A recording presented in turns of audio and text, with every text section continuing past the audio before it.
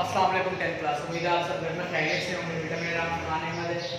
10th class physics chapter number 11 के हमारे topic चल रहे हैं। हमारा लेक्चर है लेक्चर नंबर 6। आज का हमारा टॉपिक है इंपॉर्टेंस ऑफ एक्यूस्टिक प्रोटेक्शन। सूती निगरानी क्या होती है और रेवर्बरेशन की डेफिनेशन आज हम क्लियर करेंगे डिफरेंट डिस्कशन के साथ। फिर उसके बाद आज के हमारा एक जनरल टॉपिक है ऑडिबल फ्रीक्वेंसी, काबिल समात आवाज़ की जो फ्रीक्वेंसी है जी। एक्यूस्टिक प्रोटेक्शन से आज हम स्टार्ट करते हैं। देखिए जी, जैसे कि पहले लेक्चर्स में मैंने आपको बताया कि जब सरफेसेस हार्ड रिजिड होंगी तो उस सूरत में रिफ्लेक्शन प्रोसेस प्रोमिनेंट होगा, क्लियर होगा। लेकिन अगर तो सरफेसेस पोरस हो, मसामदार हो, सॉफ्ट हो, तो उस सूरत में जो आवाज़ होगी वो एब्जॉर्ब होगी ज़्यादा। देखिए, जब बिल्डिंग की कंस्ट्रक्शन की जाती है तो वहाँ इन बातों का ख्याल रखा जाता है कि एक स्पेसिफिक, जैसे कि अगर तो रेजिडेंशियल बिल्डिंग है तो ऑब्वियसली वहाँ तो सिचुएशन और होती है। लेकिन अगर आप एक ऑडिटोरियम या अगर आप पब्लिक हॉल या कोई ऐसी जगह बना रहे हैं, कंस्ट्रक्ट कर रहे हैं जहाँ पर आपने लोगों को एड्रेस करना है, फर्ज करें जैसे कि रेलवे स्टेशन ही है, तो कभी अगर आपने ऑब्जर्व किया कि जब रेलवे स्टेशन पर अनाउंसमेंट हो रही होती है तो जो आवाज़ होती है वो इतनी ज़्यादा रिफ्लेक्टेड होकर आप तक आ रही होती है समटाइम कि आपको असल आवाज़ के बारे में इतना कुछ क्लियर नहीं हो रहा होता। अक्सर ऐसा होता है।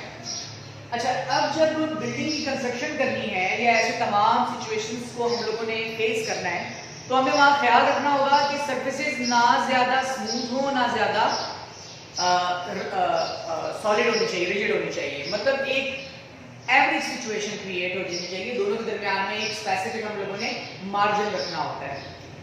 तो स्टार्टिंग में तो ड्रॉबेरीज और रग्स का जिक्र किया गया, पर्दे और कालीनों का, कि अगर आप फर्ज करें कि अगर आप एक ऐसे रूम में बैठे हुए हो जहाँ पर बहुत ज़्यादा मतलब ये है कि आप पे कोई पर्दे कालीन ना हो, कोई ऐसा मटीरियल फर्नीचर मौजूद ना हो, अगर आप वहाँ साउंड सिस्टम ऑन करते हैं, अपना म्यूजिकल साउंड सिस्टम ऑन करते हैं तो उस सूरत में आवाज़ आपको बहुत ज़्यादा रिफ्लेक्ट होकर सुनाई देती है। लेकिन अगर आप उसी रूम में पर्दे और कालीन बिछा दें, प्रॉपर फर्नीचर ला के रख दें, तो जब आप उसी वॉल्यूम के ऊपर, उसी लाउडनेस के ऊपर जब आप उसी साउंड सिस्टम को ऑन करते हैं तो उस सूरत में क्या होता है बेटा, उस सूरत में आपको वही आवाज़ जो पहले रिफ्लेक्ट होकर बहुत लाउड सुनाई दे रही थी, बाद में वो रिफ्लेक्शन कम हो जाती है और एब्जॉर्प्शन की वजह से आपको लगता है कि इसका वॉल्यूम अभी भी कम है। लेकिन ऐसा नहीं होता, ये फिजिक्स के ही रूल्स हैं, ठीक है।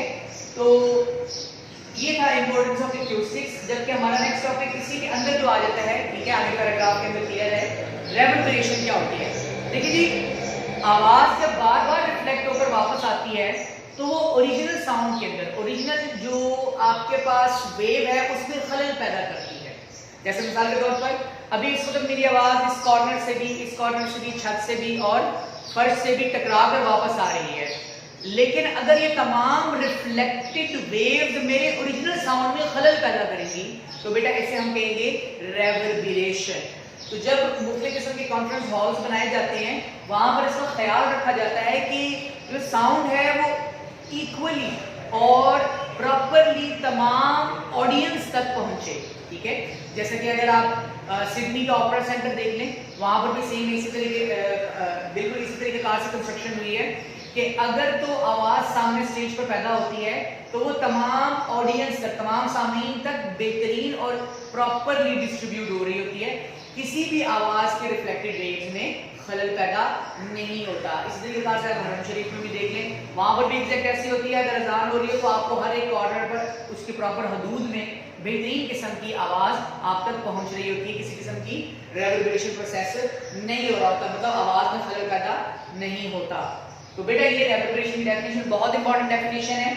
Sometimes when sound reflects from the wall, ceiling and floor, कभी कभी जब आवाज़ रिफ्लेक्ट करती है दीवारों से, छतों से और फर्श से ऑफ अ रूम, इस कमरे की, the reflecting surfaces are too reflective, जो रिफ्लेक्टिंग सरफेसेस है वो इतनी ज्यादा रिफ्लेक्टिव होती हैं that the sound becomes garbled, जिससे आवाज बिगड़ जाती है। This is due to the multiple reflection called reverberation. इसे हम आवाज की मल्टीपल रिफ्लेक्शन यानी इको कहते हैं, जिसे हम टर्म का नाम देते हैं रेवर्बरेशन। बेटा इंपॉर्टेंट टॉपिक है, आपने इसको as it is long question के तौर पर याद करना है, ठीक है। पॉसिबली आपका लॉन्ग क्वेश्चन आ सकता है। अच्छा, ऑडिबल फ्रीक्वेंसी रेंज। देखिए जी, फ्रीक्वेंसी के बारे में मैंने आपको डिफाइन कर दिया था कि एक स्पेसिफिक पॉइंट से एक सेकंड में जितनी वेव्स गुजरती हैं, एक स्पेसिफिक पॉइंट से एक सेकंड में, टाइम है 1 सेकंड, मतलब यूनिट टाइम से जितनी वेव्स गुजरेंगी वो उस वेव की फ्रीक्वेंसी कहलाती है।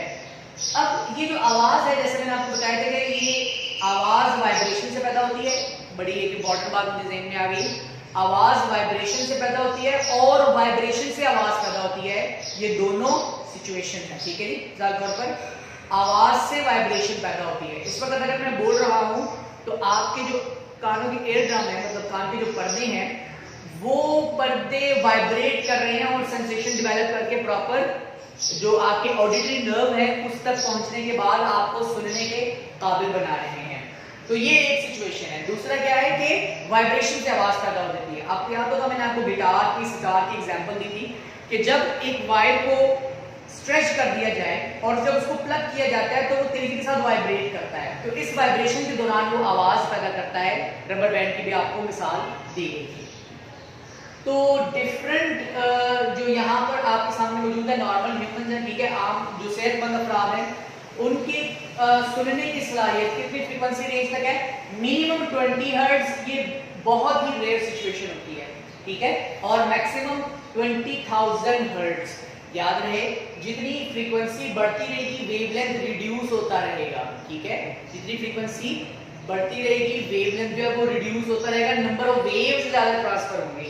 आप YouTube के ऊपर डिफरेंट फ्रीक्वेंसीज, ह्यूमन फ्रीक्वेंसीज, ठीक है, या ऑडिबल फ्रीक्वेंसी रेंज के साउंड भी सुन सकते हैं, ठीक है, आप सर्च कीजिएगा इसके बारे में।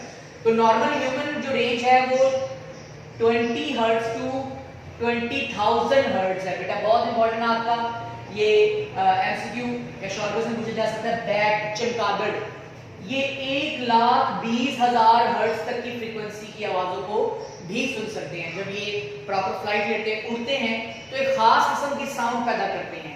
जहां जहां से आवाज जल्दी, वो साउंड में जल्दी रिफ्लेक्ट होके आ जाती है, इसका मतलब ये है कि करीब कोई हर्डल मौजूद है, ठीक है, करीब कोई उसके सामने कोई बैरियर मौजूद है, उस तरफ मुड़ती नहीं है और प्रॉपरली उसी डायरेक्शन, इस डायरेक्शन में ये मूव करती है, अपने गिर्द एक खास किस्म का साउंड सिस्टम ओपन कर देती है।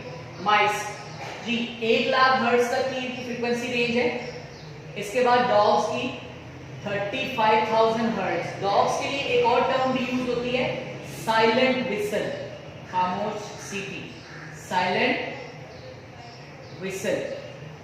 देखिए जी, डॉग्स को बुलाने के लिए प्रॉपरली एक स्पेसिफिक सीटी बजाई जाती है, ठीक है, उसकी जो रेंज है वो 25K हर्ट्ज, यानी कि 25,000 हर्ट्ज से 35,000 हर्ट्ज तक, 35K हर्ट्ज तक की एक स्पेसिफिक रेंज होती है बेटा, जिसके अंदर हम इनको बुलाते हैं और इसे हम कहते हैं साइलेंट विसल। ये टॉपिक आपका characteristics of sound lecture number मेरे ख्याल से शायद लेक्चर नंबर 2 है, वहां पर इसका जिक्र मौजूद है। बहुत इंपॉर्टेंट डेफिनेशन है ये भी। तो ये बेटा जो आपका आज का लेक्चर नंबर 6, जिसमें आज हमने लॉन्ग क्वेश्चन एक्यूस्टिक प्रोटेक्शन पढ़ा, ठीक है, ये इंपॉर्टेंट लॉन्ग क्वेश्चन है ये, और इसके बारे में हम लोगों ने ये पढ़ा कि जी एक्यूस्टिक प्रोटेक्शन होती क्या है, रिवर्बरेशन क्या होती है। इसके बारे में एक और चीज मैं आपको बता दूं, जब ऑडिटोरियम और डिफरेंट किस्म के कॉन्फ्रेंस हॉल्स कंस्ट्रक्ट किए जाते हैं तो ये सजेस्ट किया जाता है कि जो स्टेज है उसके पीछे का जो वॉल है वो कर्व होना चाहिए, कॉन्केव शेप होनी चाहिए, ताकि सिचुएशन कुछ ऐसी बन जाए कि जब साउंड प्रोड्यूस हो रही होगी तो वो इक्वली एक स्पेसिफिक लाइन में रिफ्लेक्ट करेगी, ठीक है, कुछ ये सिचुएशन बन जानी चाहिए। तो ये कनकेव बैक स्टेज है, ठीक है, जिससे तमाम जो साउंड होगी, हम समझ भाई एक साउंड प्रोड्यूसिंग ऑब्जेक्ट है, कोई भी पॉइंट है जहां से आवाज को पैदा किया जा रहा है, तो ये पहले बैकवर्ड मूव करके इस कनकेव बैक स्टेज या कनकेव सरफेस के ऊपर टकराएगी और प्रॉपरली सामने जो ये ऑडियंस मौजूद है इन तक ये इक्वली डिस्ट्रीब्यूट होगी। इस तरीके से सिस्टम कुछ इस तरह के बनाने चाहिए कि बहुत ज्यादा रेवर्बरेशन प्रोसेस भी ना हो रहा हो, बहुत ज्यादा रिफ्लेक्शन भी ना हो रही हो, ना कि बहुत ज्यादा एब्जॉर्प्शन हो रही हो। तो एक मीडियोकर सिचुएशन हमें क्रिएट करनी पड़ती है। इसके बाद फिर हम लोगों ने ऑडिबल फ्रीक्वेंसी रेंज पढ़ा डिफरेंट मटेरियल्स की, जैसे कि हम नॉर्मल ह्यूमन के लिए 20 हर्ट्ज टू 20,000 हर्ट्ज, बैट्स के लिए 1,20,000 हर्ट्ज, माइस 1 लाख हर्ट्ज, डॉग्स 35,000 हर्ट्ज और साथ ही आज हमने साइलेंट विसल की डेफिनेशन भी क्लियर की। Thank you.